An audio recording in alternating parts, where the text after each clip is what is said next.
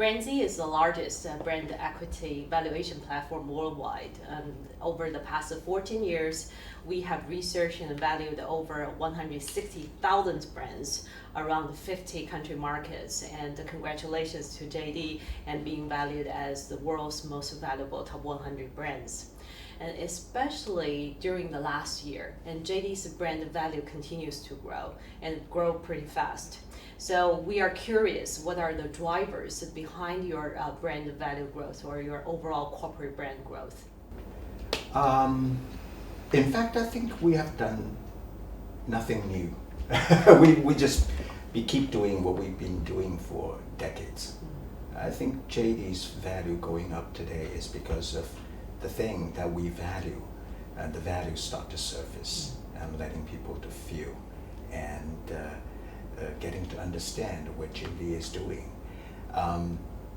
Basically, I think JD is a bit different from the other. JD has been perceived as an e-commerce platform for many, many years. But we see ourselves quite differently. We think we are a technology and service company with supply chain at its core. JD.com, the e-commerce platform, is an interface, it's the consumer interface, but it's essentially enabled by our own supply chain technology and service. That's why the consumers has very different experiences, because our product sources, about product quality, our delivery speed, and the entire customer experience is quite different because we manage the whole chain. It's an entire closed ecosystem, so we can control every single chain on the system. That's why JD customer experience has always been superior. So I think that the Jingdong value went up, the brand value went up, is that the things that we've been doing over the 2 decades starting to be recognized by the market. We didn't do anything, as we always stress that we want growth, but we want quality growth. We don't want growth that only can last for a short period of time. It's going to hurt the brand in the long run. We don't do that.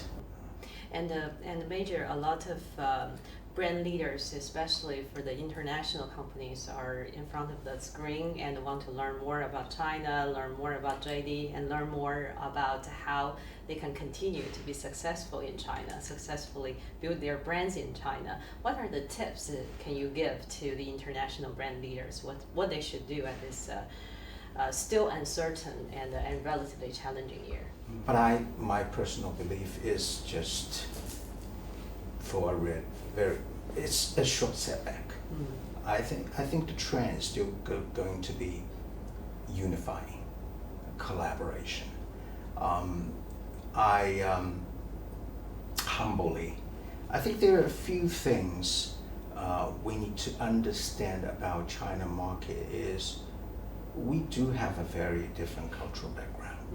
China, like the rest of the world, those good big companies and brands around the world, we want to be not just contributing to a certain period of time or a certain country. We want to be a contributor to the world. We want to make the world a better place. Understanding that, I think you can always find a way to work with the company here. Jingdong, I believe, is one of those companies.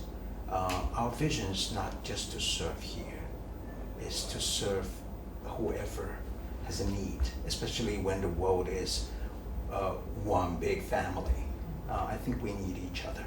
And second of all, I think the other tip, this is my point of view, is be yourself. Don't be afraid that you have to be very different in China. I think there are certain values and things are appreciated universally. Chinese people are no different. We still love our mothers. We want to encounter beautiful, significant part, the other half. We want to hang out with friends. We treasure friendships. Tell your brand story here.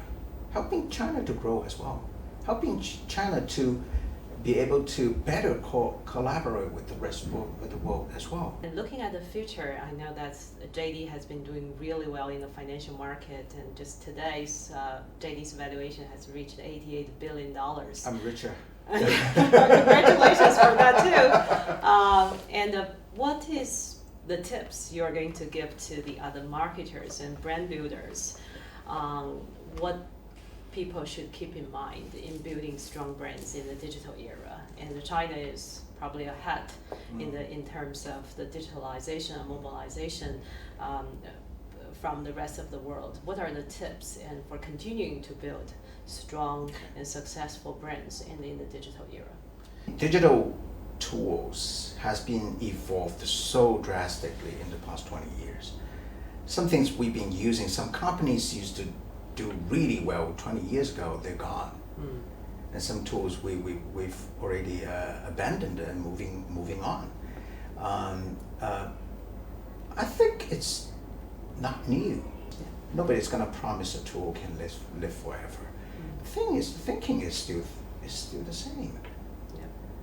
Human beings still human beings. We still respond to the same emotions, and that's never going to change. So idea always wins. Once you have a good idea, use the tool today. In the past few years in the marketing world, tools has been overrated.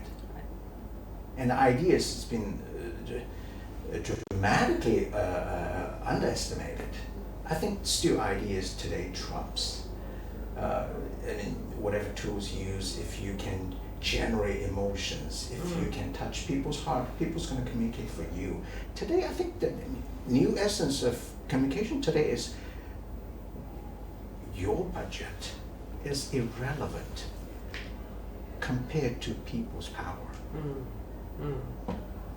You can reach 10 million people, still doesn't matter. A good piece of content can reach 1 billion and doesn't cost any money. So I would urge the marketers to come back to the basics, to be focusing on ideas again.